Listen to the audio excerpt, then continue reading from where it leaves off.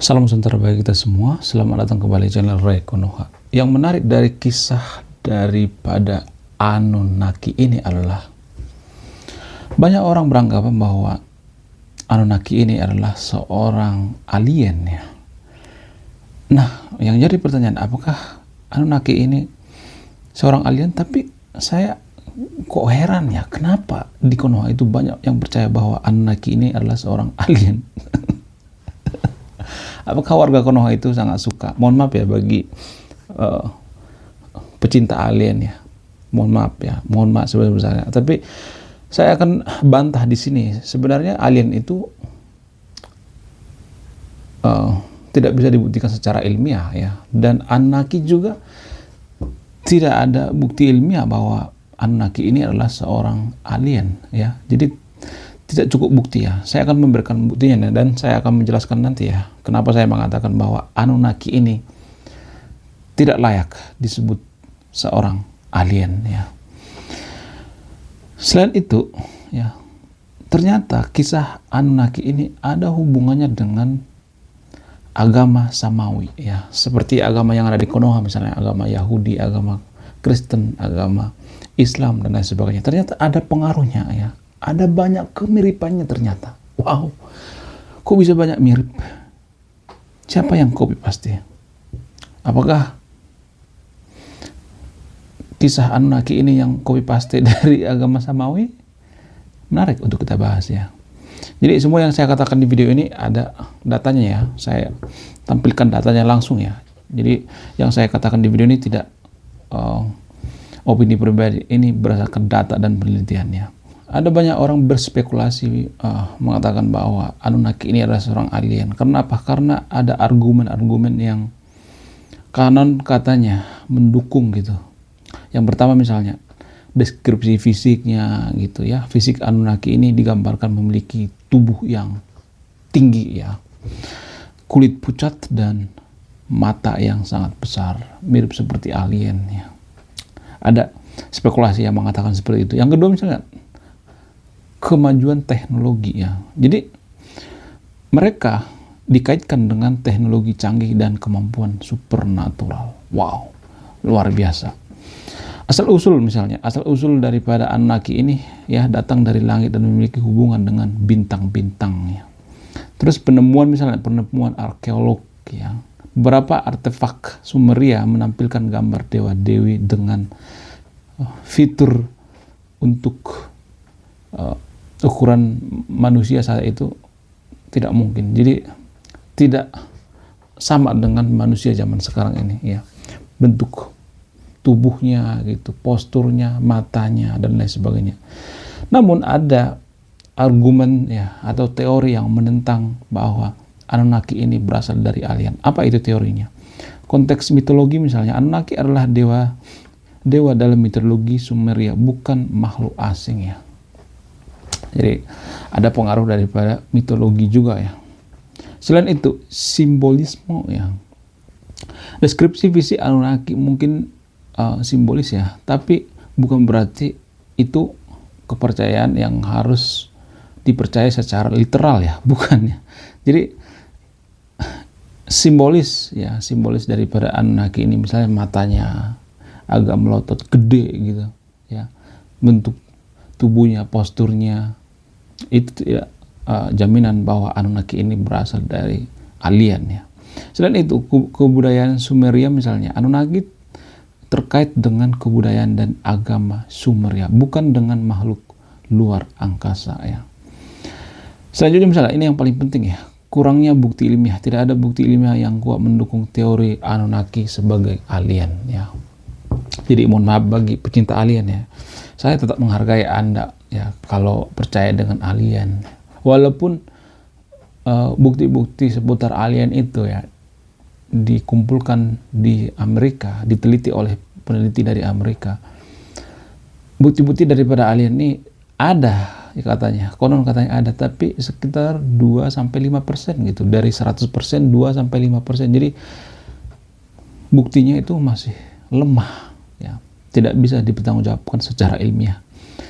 Ada teori alternatif lain misalnya, seperti misalnya Anunnaki sebagai dewa-dewa ya, mereka dipercaya sebagai dewa yang memiliki kekuatan supernatural ya, kekuatan yang sangat luar biasa ya. Anunnaki sebagai simbol ya, mereka mewakili kekuatan alam dan konsep filosofis. Wow, luar biasa. Anunnaki sebagai metafora, mereka melambangkan pengetahuan dan kebijaksanaan ya.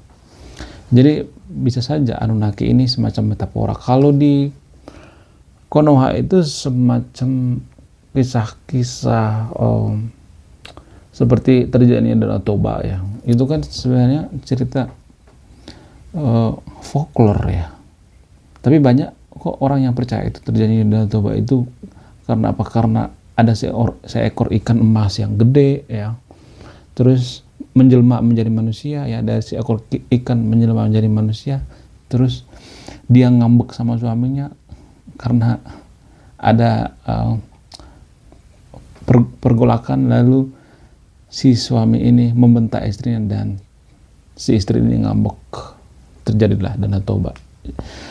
Padahal kan Danau Toba itu secara sains itu terbentuk dari mana? Dari letusan Gunung Toba ya, berasal dari danau vulkanik ya. Jadi Anunnaki ini dalam peradaban Sumeria itu semacam folklore ya, bisa dikatakan semacam folklore, dan datanya saya akan ini ya tampilkan di sini ya. Jadi dan sahabat yang nonton video ini misalnya yang nggak setuju ya, silakan cek dan recheck datanya langsung.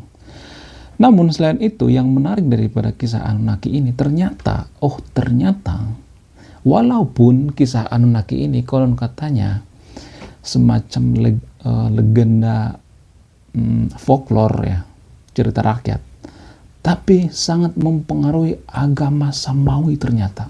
Wow, ya, agama Samawi yang kita sucikan itu ya dipengaruhi oleh kisah Anunnaki ini, dan banyak kisahnya itu seperti plek-ketiplek ya, seperti kopi paste ya. Padahal di Konoha itu agama Samawi itu kan disucikan ya, seperti agama Kristen ya, agama Yahudi, agama mayoritas di Konoha itu kan disucikan ya, sangat diagung-agungkan. Jadi kadang saya berpikir gini guys ya, ini hanya opini liar saya ya. Dulu zaman dewa dewi itu ya, seperti dewa Zeus ya, dewa matahari, dewa apalah itu namanya, dulu itu sangat dihargai ya, ada patungnya, harus disembah tiap hari gitu, misalnya disembah 3 kali sehari ya. Kalau kita nggak nyembah dewanya itu, kita akan dijulitin sama tetangga gitu ya. Kadang saya berpikir seperti itu ya, kita dijulitin sama tetangga, kita dikata-katain sesat gitu, kita dikata-katain nggak masuk surga, kita katain masuk neraka ya, kalau kita nggak nyewa dewa matahari ini atau dewa Zeus ini ya. Tapi seiring berjalannya waktu, dewa Zeus atau dewa matahari ini sekarang ini, setelah zaman dewa-dewi itu lengser bergeser, digantikan dengan zaman agama sekarang ini, itu kan semacam mainan kan. Dewa Zeus itu mainan loh. Karena itu dewa Zeus itu dijadikan meme, lucu-lucuan. Ya. Jadi saya kadang berpikir liar sampai ke situ. Ya, tapi ini cuma opini saya pribadi, jangan ditelan bulat-bulat ya. Dan saya juga berpikir ya, nabi-nabi yang kita percaya sekarang ini, yang kita sembah-sembah, yang kita agung-agungkan, yang kita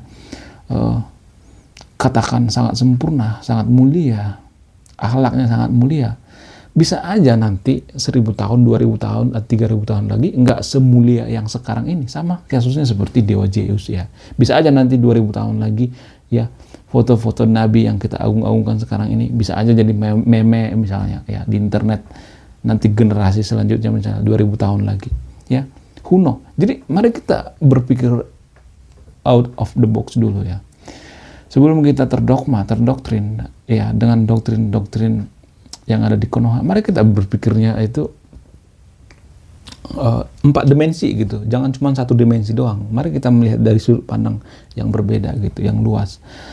Jadi itu artinya ya, kalau saya mengambil perumpamaan ya, bukan berarti saya mengatakan agama yang di Konoha itu tidak suci ya, bukan berarti ya saya mengatakan seperti itu ya. bukannya.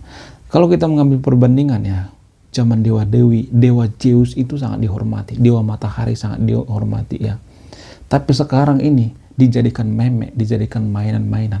Kalau ada yang menghina dewa Zeus, emang ada yang ini mengatakan masuk neraka, sesat, penistaan, nggak ada kan? Jadi bisa aja ya, ini hanya pikiran saya, ini ya pikiran liar saya, bisa aja agama yang kita anut sekarang yang ada di Konoha ya, bukan di Indonesia tapi ya di Konoha, yang kita agung-agungkan itu suci, bisa aja nanti 2000 tahun lagi atau 1000 tahun lagi nggak suci-suci amat, biasa aja, bahkan dijadikan meme gitu, dijadikan lucu-lucuan gitu ya. Kadang saya berpikir seperti itu ya, tapi ini pikiran liar saya ya, mungkin saya kali yang terlalu ini ya, terlalu pemikirannya terlalu kepo gitu, terlalu ilmu pengetahuan terlalu panjang misalnya ya. Saya harus akui bahwa saya itu adalah orang yang sangat kepo dalam hal ilmu pengetahuan ya, termasuk membaca ya. Bahkan saya sampai diusir tukang perpustakaan kalau baca buku ya dulu ya, waktu masih kuliah gitu, waktu masih SMA. Oke, kembali kita ke kisah Anunnaki ini. Ada beberapa pengaruh langsung ya dari kisah Anunnaki ini terhadap agama Samawi. Yang pertama misalnya ya, konsep dewa-dewa langit ya. Anunnaki mempengaruhi konsep dewa-dewa langit dalam agama Yahudi dan Kristen ya. Jadi agama Yahudi dan agama Kristen itu ya, dan agama mayoritas di Konoha itu kan menganggap bahwa agama mereka itu adalah agama wahyu gitu, yang turun dari langit ya. Kitab suci gedebuk dari langit, agama langit atau agama wahyu ya. Itu kan agama pewahyuan namanya. Jadi ini terinspirasi dari konsep dewa-dewi langit ya yang ada di kisah Anunnaki. Nah, yang jadi pertanyaan, kalau misalnya ini terinspirasi gitu, misalnya kita ambil gitu idenya dari sana ya, agama Samawi ini kita ambil idenya dari sana, kenapa kita nggak bayar royalti ya kan? Harusnya kita bayar royalti ya kan, minta izin dulu gitu ya kan, karena kita menggunakan konsep pewahyuan ya dari dewa-dewi langit di zamannya Anunnaki ini. Harusnya kita bayar royalti dong ya kan, benar nggak sih? Ya nggak? Selain itu, nama-nama dewa juga mempengaruhi agama Samawi ya, seperti beberapa nama dewa misalnya ya, misalnya Anu, Enlil, mirip dengan nama dewa dalam Alkitab ya, bukan dewa ya dalam Alkitab itu seperti nabi gitu, rasul ya, misalnya nama Anan, El misalnya ya, ada banyak itu namanya yang mirip ya. Selain itu, cerita penciptaannya, kisah penciptaan dalam Alkitab memiliki kesamaan dengan kisah penciptaan Anunnaki ya. Wow, luar biasa.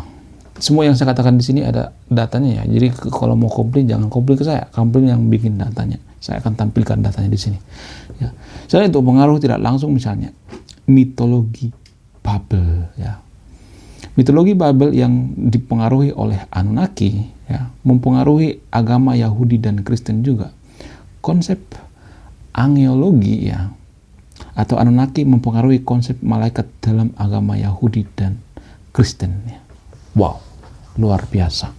Selain itu, pengaruh simbolis juga ya. Simbolis Anunnaki, misalnya ular, burung muncul dalam agama-agama Samawi ya. Ada pengaruh daripada simbolis ya. Namun walaupun banyak persamaan gitu, ada semacam copy paste. Kan di sebelumnya juga saya sudah bahas ini ya. Udah 2 segmen ya. Segmen pertama itu kemiripan antara agama Mesopotamia dengan agama Samawi yang ada di Konoha ya. Seperti kisah air bah ya, penciptaan ya. Kisah air bah Nabi Nuh itu persis sama seperti kisah epos Gilgamesh ya, cuman namanya yang diganti. Ini sudah bahas ya, di video sebelumnya sudah saya bahas ini, dan di video kedua juga. Jadi ini video ketiga ya, secara beruntun ya, ini ada hubungannya. Nanti dan tersahabat yang nonton video ini biar lebih lengkap nonton yang sebelumnya ya, video saya yang sebelumnya ya. Yang kedua itu tentang Sumeria ya, peradaban Sumeria, banyak kemiripan juga ya, seperti konsep tauhid ya. Konsep tauhid itu sudah ada di zamannya Zoroaster ya. Konsep tauhid, terus penciptaan juga ada ya, perayaan juga, perayaan Natal, Idul Fitri juga ada hubungannya gitu, ada korelasinya. Sementara zaman Sumeria, zaman Zoroaster ya, zaman Mesopotamia kuno itu kan sebelum lahir ya agama Samawi ini. Jadi yang jadi permasalahan adalah siapa yang copy paste? Apakah agama Samawi atau agama Sumeria atau agama Mesopotamia? Silakan disimpulkan sendiri. Saya tidak akan memberikan kesimpulan ya. Saya tidak akan memberikan otoritas bagi yang nonton video ini. Kalau saya memberikan kesimpulan itu artinya saya berpihak. Jadi saya nggak mau berpihak. Dan saya juga nggak mau ya yang nonton video ini ya terlalu fanatik gitu ya. Saya melihat ya di Konoha itu ya, kalau misalnya mencintai seorang konten kreator itu sangat fanatik ya, fanatik membabi buta. Saya nggak suka orang yang terlalu fanatik dalam beragama sekalipun. Kenapa saya bongkar ini? Apa tujuan saya? Jadi secara tidak langsung saya mengatakan ya, jangan terlalu berlebihan dalam beragama, jangan terlalu fanatik, karena kisah-kisah dalam agama kita yang disucikan itu, agama yang ada di Konoha itu, ada kisahnya mirip kok sama mitologi-mitologi Yunani, mitologi ya Romawi, ya Mesopotamia kuno, dan ini juga ya Anunnaki juga berpengaruh. Bisa aja ya, tapi ini dugaan saya, bisa aja konsep agama Samawi ini di copy paste dari sana ya kan, seperti skripsi misalnya ya. Tapi agama Samawi yang saya maksud itu agama Samawi yang ada di Konoha ya, bukan yang ada di Indonesia, bukan, nggak ada hubungannya. Bisa aja di copy paste seperti skripsi gitu, dicomot dari sana, dicomot dari sini, terus digabung jadi satu, jadi semacam skripsi atau semacam tulisan-tulisan gitu, karya sastra ya. Jadi background saya itu adalah sastra ya. Sedikit informasi, mungkin subscriber lama saya sudah tahu background saya itu adalah sastra. Jadi tanpa mengurangi rasa hormat saya sama yang nonton video ini ya, bagi teman-teman yang nonton video ini. Jadi kita waktu di kampus itu belajar sastra itu kita dilatih untuk menilai apakah kisah-kisah karya sastra itu ya, termasuk kitab suci itu masuk akal atau tidak, apakah ini benar atau tidak. Jadi kita dilatih ya. Misalnya nih ada novel, ada puisi ya, ada prosa dan lain sebagainya. Jadi kita tuh dilatih sama dosen, dikasih nih karya sastra misalnya, terus kita disuruh menganalisis apakah ini benar atau tidak, apakah ini ilmiah atau tidak ya, bagaimana cara penulisannya, diteliti, diriset. Jadi sama dengan kitab suci juga. Jadi sekali baca, mohon maaf, saya sekali baca gitu misalnya karya sastra, saya langsung tahu itu, oh ini kisahnya seperti tidak runut ya, tidak bisa dipertanggungjawabkan secara ilmiah ya, kisahnya ini seperti ada ditambah-tambahin. Jadi saya bisa tahu itu ya, karena ini background saya, ini bagian dari saya, sastra, karya sastra, karena jurusan saya itu adalah jurusan sastra. Jadi mohon maaf di antara sahabat yang nonton video ini, kalau misalnya saya itu mungkin di antara sahabat yang nonton video ini berpikir saya sok tahu gitu, emang ini bagian saya gitu, sastra. Apakah ini ada hubungannya dengan orang-orang sastra gitu, jurusan sastra yang banyak jadi agnostik atau ateis, seperti Coki Pardede misalnya. Coki Pardede itu jurusan sastra loh, jangan salah, sastra Inggris lebih tepatnya. Tapi walaupun sastra Inggris, tetap mempelajari yang namanya karya sastra. Jadi orang sastra itu lebih paham betul gitu menganalisis karya sastra.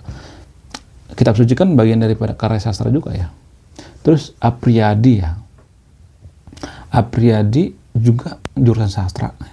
Ada banyak lah, teman-teman saya juga banyak jurusan sastra yang jadi agnostik, jadi ateis gitu. Nah yang jadi pertanyaan, apakah seorang agnostik atau ateis itu dosa? Menurut saya pribadi enggak. Tapi saya nggak nyuruh yang nonton video untuk jadi agnostik atau ateis, enggak. Kan di Konoha ya sering mengglorifikasi ya, misalnya nih kalau ada masuk ke agama kita satu orang pindah agama misalnya, kita akan mengglorifikasi ini, ada masuk ke agama kita, kita akan mengupdate ini terus ya, mengglorifikasi. Tapi ada yang keluar dari agama kita, diam aja, kita tutupi, padahal bisa aja yang lebih banyak keluar dari agama kita daripada masuk ya, bisa aja seperti itu. Tapi warga Konoha a priori ya, Sama seperti misalnya warga Konoha kan sering mengatakan, oh agnostik itu banyak yang jadi gila, ya ateis banyak yang jadi gila. Ya bisa aja ada yang gila satu, tapi 1 dari 1000 orang gitu. Nggak semuanya ateis jadi gila gitu. Tapi di Konoha itu selalu diglorifikasi, biar apa? Biar kita takut gitu, ditakut-takuti secara tidak langsung, secara tidak tersirat kita ditakut-takuti ya.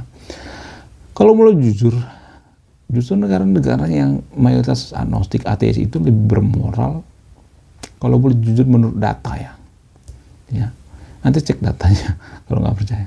Justru saya melihat negara yang si paling religius itu lebih munafik. Ya, agama dijadikan topeng, munafik ya. Jadi saya juga tidak menganjurkan yang nonton video untuk jadi agnostik atau ateis, enggak ya. Tapi setidaknya kita mengolah informasi itu secara jujur gitu, jangan berpihak gitu, jangan terlalu a priori gitu, jangan karena nggak enakan, jangan ini kan datanya berhubungan dengan agama ini, ya agama yang ada di Konoha. Pokoknya kita harus menyuarakan kejujuran sekecil apapun. Itu janji saya waktu saya bangun channel ini ya.